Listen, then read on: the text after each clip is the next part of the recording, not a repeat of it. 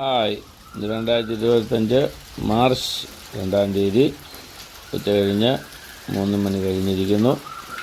ഞാൻ എൻ്റെ സോളാർ പാനലിനെ പറ്റി കുറച്ച് കാര്യങ്ങൾക്ക് നിങ്ങൾക്ക് പറഞ്ഞ് മനസ്സിലാക്കാൻ ആഗ്രഹിക്കുന്നു. ഞാനിപ്പോൾ സോളാർ പാനൽ ഇൻസ്റ്റാൾ ചെയ്തിട്ട് 30 മാസത്തോളമായി, 2.5 വർഷമായി. അപ്പോൾ ഇതിനെപ്പറ്റി ഔദ്യോഗികമായിട്ട് കുറച്ച് കാര്യങ്ങൾ സംസാരിക്കാൻ എനിക്ക് സാധിക്കുമെന്നുള്ള വിശ്വാസത്താലാണ് ഞാൻ ഈ പ്രോഗ്രാമുമായിട്ട് നിങ്ങളുടെ മുന്നിലേക്ക് വരുന്നത്. ഞാൻ പൂഞ്ഞാർ കുര്യൻ. നമുക്ക് സ്വന്തമായിട്ട് കറണ്ട് ഉൽപ്പാദിപ്പിച്ച് ഉപയോഗിക്കാം എന്നുള്ള ചിന്തയിലാണ് ഞാൻ. ഇത് ലാഭമാണോ നഷ്ടമാണോ ചിന്തിക്കാതെ പോളിക്രിസ്റ്റലൈൻ സെൽ ഉപയോഗിച്ചുള്ള 9 പാനലാണ് ഞാൻ എൻ്റെ വീട്ടിൽ ഇൻസ്റ്റാൾ ചെയ്തത്. സോളാർ സെല്ലിൻ്റെ ഏറ്റവും വലിയ ഒരു ബേഡ്സിൻ്റെ വേസ്റ്റാണ് നമുക്ക് ഏറ്റവും വലിയ തടസ്സമായിട്ട് വന്നിരിക്കുന്നത്. പക്ഷികൾ മുകളിൽ കൂടെ പോകുമ്പോൾ നമ്മുടെ ഇതിൻ്റെ റിഫ്ലക്ഷൻ കണ്ടിട്ടോ എന്തോ ഇത് കൂടുതലായിട്ട് കാഷ്ടിക്കുന്ന ഒരു പ്രവണത കാണുന്നുണ്ട്. അതുപോലെ തന്നെ മരത്തിൻ്റെ കമ്പുകൾ, ഇലകൾ മുതലായവ പറന്ന് ഇതിലേക്ക് വന്ന് നമ്മുടെ പ്രൊഡക്ഷനെ ഇത് ബാധിക്കുന്ന ഒരു കാര്യമാണ്. അതിനാൽ നമുക്ക് ഇതിൻ്റെ ക്ലീനിങ് വളരെ ഭംഗിയായിട്ട് തന്നെ നിർവഹിക്കേണ്ടതായിട്ടുണ്ട്. എൻ്റെ വീടിന് 2ാം നിലയുടെ മുകളിൽ ഫ്രെയിമിലാണ് ഈ സോളാർ പാനലുകൾ ഇൻസ്റ്റാൾ ചെയ്തിരിക്കുന്നത്. നിങ്ങൾക്ക് കാണാം, മെറ്റാലിക് ഫ്രെയിംസാണ് ഉപയോഗിച്ചിരിക്കുന്നത്. നല്ല സ്ട്രെങ്തുള്ള മെറ്റൽ കൊണ്ടുണ്ടാക്കിയ ചാനലുകൾ ഉപയോഗിച്ചാണ് ഇൻസ്റ്റാൾ ചെയ്തിരിക്കുന്നത്. ഈ പൈപ്പ് ഇൻ്റർ കണക്ഷൻ താഴേക്ക് പോകുന്നതാണ്. ഇത് നമ്മുടെ വീടിൻ്റെ താഴെയാണ് ഇതിൻ്റെ മീറ്ററും ബാക്കി അറേഞ്ച്മെൻറ്റ്സും നമ്മൾ സെറ്റ് ചെയ്തിരിക്കുന്നത്. അതിനാൽ ഈ പൈപ്പിൽ കൂടെ താഴേക്ക് പോകുന്നതാണ്. ഇതാണ് ലൈറ്റനിങ് അറസ്റ്റർ. ഇതൊരു മസ്റ്റാണ്. നമ്മുടെ വീടിനും ഇതൊരു സേഫ്റ്റി ആവുന്നുണ്ട്. ലൈറ്റനിങ് അറസ്റ്ററിന് 6 അടിയോളം പൊക്കമുണ്ട്. നമ്മുടെ വീടിൻ്റെ പ്രൊട്ടക്ഷനായിട്ട് തന്നെയാണ് ഇതിലേക്കുന്നത്. സൂര്യപ്രകാശമാണ് ഇതിന് ഏറ്റവും ആവശ്യമായിട്ടുള്ളത്. കാർമേഘമുള്ള ദിവസം നമുക്ക് പ്രൊട്ടക്ഷൻ അല്പം കുറവായിരിക്കും. എങ്കിലും എനിക്ക് എൻ്റെ പറമ്പിൻ്റെ ദൂരെയുള്ള എല്ലാ മരങ്ങളും ഞാൻ വെട്ടി വളരെ ഭംഗിയോടുകൂടി തന്നെ സൂര്യപ്രകാശം എനിക്ക് കിട്ടുന്നുണ്ട്. ഇതിന് ക്ലീനിങ്ങിന് ആവശ്യമായിട്ട് നമുക്ക് 2 രീതിയിൽ ക്ലീനിങ് ചെയ്യാം. ഒന്ന്, നനഞ്ഞ തുണി കൊണ്ട് ബക്കറ്റ് മുക്കി വെള്ളം മുക്കി തുടയ്ക്കാം. അല്ലാതെ തന്നെ ഞാൻ ചെയ്യുന്നത് എന്താണെന്ന് വെച്ചാൽ, എനിക്ക് ടെറസിൽ ധാരാളം വെള്ളം ലഭിക്കും. എനിക്ക് കുഴൽക്കിണറുണ്ട്. അതുകൊണ്ട് കിണറ്റിൽ നിന്നുള്ള വെള്ളം സുലഭമായിട്ട് കിട്ടുന്നുണ്ട്. എൻ്റെ ടാങ്കിൻ്റെ മുകളിലേക്കുള്ള ലൈൻ ഞാൻ ഊരി അടിച്ചിട്ട് ഇതിൻ്റെ മുകളിലേക്ക് സ്പ്രേ ചെയ്ത് കൊടുക്കുകയാണ് ചെയ്യുന്നത്. ആദ്യമേ ഞാനിതിനെ നല്ലപോലെ നനയ്ക്കും. ചെയ്യുമ്പോൾ മാക്സിമം ആയിട്ടുള്ള ബേർഡ് വേസ്റ്റും മറ്റ് സാധനങ്ങളും കരികളും എല്ലാം തന്നെ ഊർന്നു പൊയ്ക്കോളും. അതിനുശേഷം ചെറിയ നല്ല കട്ടി കുറഞ്ഞ മയമുള്ള ഞാൻ ഉപയോഗിക്കുന്ന തോർത്താണ്. ഇതിനെ പോറിച്ച് വീഴാതെ നോക്കണം. ഇതിൻ്റെ മുകളിൽ ഗ്ലാസിൻ്റെ ഫ്രെയിമാണ് ഏറ്റവും മുകളിൽ കാണുന്നത്. അപ്പോൾ അതിനെ പോറിച്ച് സംഭവിച്ചു കഴിഞ്ഞാൽ നമ്മുടെ പ്രൊഡക്ഷനെ അത് ബാധിക്കും. സൈഡിൽ കൂടെ നമുക്ക് നല്ല വെളുത്ത ഫ്രെയിമുണ്ട്, നല്ല സ്ട്രെങ്ത് ഉണ്ട്. നമ്മുടെ ചെറുതായിട്ട് നമ്മൾ കൈ കുത്തിയാലും ഇത് കേടുപാടുകളൊന്നും സംഭവിക്കില്ല. ഞാനിപ്പോൾ ഒരു നനഞ്ഞ തോർത്ത് എടുത്ത് ഇത് തൂത്തുകൊണ്ടിരിക്കുകയാണ്. ചെറിയൊരു ഫോഴ്സ് അപ്ലൈ ചെയ്ത് കഴിഞ്ഞാൽ വേസ്റ്റുകളെല്ലാം ആദ്യത്തെ നമ്മൾ നനച്ച വെള്ളത്തിൽ തന്നെ മാക്സിമം ഒഴുകിപ്പോയി കഴിഞ്ഞിരിക്കുന്നു.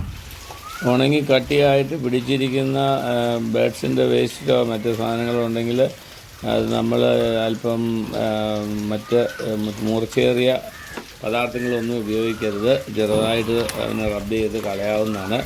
അതുപോലെ മറ്റൊരു ശത്രു നമുക്കുള്ള തേനീച്ചയുടെ മഞ്ഞ നിറത്തിലുള്ള അത് പറന്ന് കിടക്കുമ്പോൾ അവർ ഒരു സെക്രിയേഷൻ വെളിയിലേക്ക് വിടാറുണ്ട്.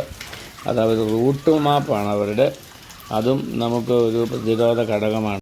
ടാറ്റയുടെ പാനലുകൾക്കെല്ലാം അവരുടെ പേര് അവർ ഇതിലെല്ലാം ചെയ്തിട്ടുണ്ട്. അതുപോലെ ടി എന്ന അക്ഷരവും ഇതിൻ്റെ സൈഡിൽ കൂടെ അവർ നേരത്തെ തന്നെ ഇൻസ്റ്റാൾ ചെയ്ത് വെച്ചിട്ടുണ്ട്. അതിനാൽ ടാറ്റയുടെ പാനലുകൾ നമുക്ക് തിരിച്ചറിയാൻ സാധിക്കുന്നതാണ്.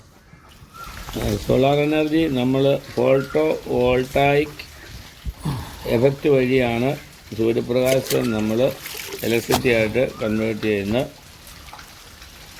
ഇവിടെ കൺവേർട്ട് ചെയ്യുന്ന ഇലക്ട്രിസിറ്റി ഡയറക്റ്റ് കറണ്ടാണ്, DC വോൾട്ടിലാണ് നമുക്ക് കിട്ടുന്നത്. അതിന് വേണ്ടിയിട്ട് നമ്മളൊരു സോളാർ ഇൻവെർട്ടർ ഉപയോഗിച്ച് അതിനെ AC ആക്കണം. ഈ സോളാർ പാനൽ 3 രീതിയിലാണ് ഉണ്ടാക്കുന്നത്. മോണോ ക്രിസ്റ്റലൈൻ എന്ന് പറയുന്ന ഒരു പോളിക്രിസ്റ്റലൈൻ അല്ലെങ്കിൽ ടിൻ ഫിലിം, ഈ 3 കാറ്റഗറിയാണ് സോളാർ പാനൽ ഉണ്ടാക്കാൻ ഉപയോഗിക്കുന്ന മെത്തേഡുകൾ. മോണോ ക്രിസ്റ്റലൈൻ എന്ന് പറഞ്ഞു കഴിഞ്ഞാൽ ഒരു സിംഗിൾ സിലിക്കോൺ ക്രിസ്റ്റൽ ഉപയോഗിച്ചുള്ള സംവിധാനമാണത്. അത് മോർ ഡ്യൂറബിൾ ആണ്. അതിൻ്റെ സൈഡിലുള്ള ഫ്രെയിമെല്ലാം ബ്ലാക്ക് കളറിലായിരിക്കും തിരിച്ചറിയാൻ വേണ്ടി. അതുപോലെ പോളി ക്രിസ്റ്റലൈൻ എന്ന് പറയുന്ന ഇത് ഉണ്ടാക്കുന്നത് മൾട്ടി സിലിക്കോൺ ക്രിസ്റ്റൽ കൊണ്ടാണ്. ഇവരുടെ കളറ് ബ്ലൂ കളറിലുള്ള ഫ്രെയിമും സിൽവർ കളറിലുള്ള എഡ്ജസ്റ്റും ആയിരിക്കും. തിൻ ഫിലിം ഉപയോഗിക്കുന്നവർ വെരി ഫ്ലെക്സിബിൾ ആയിട്ടുള്ള പാനൽസ് ആയിരിക്കും. അത് നമ്മുടെ മാർക്കറ്റിൽ സാധാരണയായിട്ട് കണ്ടുവരാറില്ല. ഫോട്ടോ വോൾട്ടായിക് എഫക്റ്റ് എന്ന് പറഞ്ഞാൽ അത് സൺലൈറ്റിൽ നിന്ന് എടുക്കുന്ന ലൈറ്റിനെ അബ്സോർബ് ചെയ്ത് തിൻ ക്രിസ്റ്റൽസ് അബ്സോർബ് ചെയ്ത് അതിനെ ഇലക്ട്രിസിറ്റി ആയിട്ട് മാറ്റുകയാണ് ചെയ്യുന്നത്. നമുക്ക് സൂര്യപ്രകാശമാണ് ആവശ്യം. സൂര്യൻ്റെ അമിതമായ ചൂട് ഇവർ സ്വീകരിക്കുന്നില്ല. അത് നമുക്ക് നമ്മുടെ ഈ സോളാർ പാനൽ വെക്കുന്നത് മൂലം നമ്മുടെ സീലിംഗ് കുറച്ചുകൂടെ തണുപ്പ് ആവുകയും ചൂടിനെ തണുക്കുന്നതുകൊണ്ട് തണുപ്പാവുകയും നമ്മുടെ റൂമിനുള്ളിൽ അല്പം കൂളിംഗ് നമുക്ക് സാധാരണ ലഭിക്കുന്നതിനേക്കാളും കൂളിംഗ് ലഭിക്കുകയും ചെയ്യുന്നു. എനിക്ക് 3.5 കിലോ വാട്ട്സ് ഇൻസ്റ്റാൾ ചെയ്യാൻ വേണ്ടി 1,97,000 രൂപയും പിന്നെ ഫ്രെയിമിന് വേണ്ടി ഒരു 15,000 രൂപയും കൂടെ കൂട്ടി 2,07,000 രൂപയാണ് ചിലവായത്. അത് ഈ 2.5 വർഷം മുമ്പാണ് ഞാൻ ഇൻസ്റ്റാൾ ചെയ്തത്. അന്ന് എനിക്ക് 50,000 രൂപ സബ്സിഡി ലഭിക്കുകയുണ്ടായി. സോളാർ നമുക്ക് മീറ്റർ ഘടിപ്പിച്ച് കഴിഞ്ഞാൽ അതിൻ്റെ കൺവേർട്ടർ ആയിട്ട് നമുക്ക് ഒരു ഇൻവേർട്ടർ ആവശ്യമുണ്ട്. നമുക്ക് ഹാവൽസിൻ്റെ ആണ് ടാറ്റ പവർ സോളാർ സിസ്റ്റം ഉപയോഗിക്കുന്നത്. നമ്മുടെ ഹാവൽസ് എന്ന് പറഞ്ഞാൽ നല്ലൊരു കമ്പനിയാണ്. അതുപോലെ ഇത് കൺസ്യൂമർ പർച്ചേസ് ചെയ്ത മീറ്ററാണ്. അതായത് ഞാൻ സ്വന്തമായിട്ട് പർച്ചേസ് ചെയ്ത് അത് വെച്ചിരിക്കുന്ന മീറ്ററാണ്. ഇത് കൂടാതെ ഇലക്ട്രിസിറ്റി ബോർഡിൻ്റെ ഒരു മീറ്ററും ഉണ്ട്. അതിൽ നിന്നാണ് അവർ റീഡിംഗ് എടുക്കുന്നത്. ഇതാണ് ഇലക്ട്രിസിറ്റി ബോർഡിൻ്റെ മീറ്റർ. ഇതിൽ നിന്നും ആണ് അവർ നമ്മൾ യൂസ് ചെയ്ത കറണ്ടും നമ്മൾ ഉൽപ്പാദിപ്പിച്ച കറണ്ടും എല്ലാം എടുത്ത് നമുക്ക് ഇതിൻ്റെ കിട്ടാനുള്ള പൈസ നമുക്ക് തരികയും ചെയ്യുന്നത്. 2022 സെപ്റ്റംബറിൽ ഇൻസ്റ്റാൾ ചെയ്ത എനിക്ക് 2023 മെയ് മാസം ആയപ്പോഴത്തേനും 9 മാസം കഴിഞ്ഞപ്പോൾ 6,000 രൂപയും വീണ്ടും 2024 മാർച്ച് മാസമായപ്പോൾ 9 മാസങ്ങൾക്ക് ശേഷം 5,800 രൂപയും കിട്ടി. അങ്ങനെ ഏതാണ്ട് 12,000 രൂപ എനിക്ക് ഇപ്പോൾ ഇതുവരെ ലഭിച്ചിട്ടുണ്ട്. ഇനി ഒരു വർഷം കഴിയുമ്പോൾ എനിക്ക് അതുപോലെ തന്നെ ഒരു 7,000 രൂപ ലഭിക്കും എന്നാണ് എൻ്റെ വിശ്വാസം. എൻ്റെ കറണ്ട് ചാർജ് ഞാൻ ഡെയിലി നേരത്തെ കൊടുത്തുകൊണ്ടിരുന്നത് 2,000 രൂപ വരെ ആയിരുന്നു. ഇപ്പോൾ എനിക്ക് 120-130 രൂപയിലേക്ക് മാറ്റപ്പെടുകയുണ്ടായി. അവിടെ എനിക്ക് നല്ലൊരു ലാഭം കിട്ടി എന്നുള്ളത് സത്യാവസ്ഥയാണ്. ഇത് ഓൺ ഗ്രിഡ് ആയതിനാൽ ഗ്രിഡിൽ കറണ്ട് ഇല്ലാത്ത സമയത്ത് ഉൽപ്പാദനം ഇല്ല എന്നുള്ളതാണ് ഇതിൻ്റെ ഒരു ഡ്രോബാക്ക്. എങ്കിലും ഇലക്ട്രിസിറ്റി ബോർഡ് കറക്റ്റായിട്ട് തന്നെ ഇതിൽ കറണ്ട് നമുക്ക് പ്രൊവൈഡ് ചെയ്യുന്നുണ്ട്. ഇതുവരെ എനിക്ക് മാക്സിമം 15.2 കിലോ വാട്ട് വരെ ഒരു ദിവസം ഉൽപ്പാദിപ്പിക്കാൻ സാധിച്ചിട്ടുണ്ട്.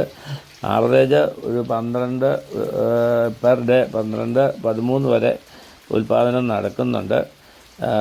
കാർമേഘം ഉള്ളപ്പോഴും ഈ കറണ്ട് ഇല്ലാത്തപ്പോഴും ഉള്ള ഒരു പവറിൻ്റെ ഇത് കുറച്ച് നിർത്തിയാൽ ഇതിൻ്റെ ഉൽപ്പാദനം എനിക്ക് വളരെ പങ്ക്ച്വലായിട്ട് തന്നെ പോകുന്നുണ്ട്. ഇത് ഒരു നല്ല വ്യവസ്ഥിതിയായിട്ടാണ് എനിക്ക് ഇതുവരെ തോന്നുന്നത്. നമുക്ക് ഒരു 15 കൊല്ലം കൊണ്ട് ഇതിൻ്റെ ലാഭത്തിലേക്ക് വരും എന്ന് എനിക്ക് വിശ്വാസം ഉണ്ട്.